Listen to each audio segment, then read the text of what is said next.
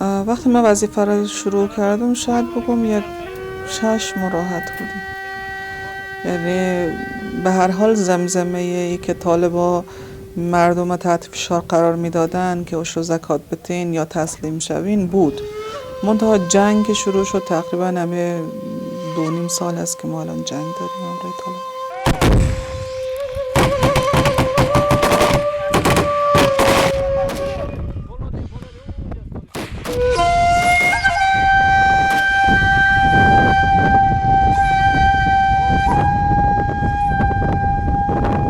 مردم ما خودشان میگم سلا نداشتن، خب رفتن گوش گوسفندش حتی زمینش فروخت، سلا خریداری کرد.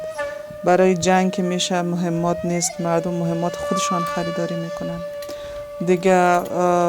شب و روز در سنگر هستن بدون اینکه کسی برای اینا کدام معاش قائل شود. حتی ما بسیار شهیدای ما هستن که شهید شدن در نیمی سنگر مبارزه با طالب، هیچ کسی تا هنوز حتی پرسانشان نکرده متاسفانه.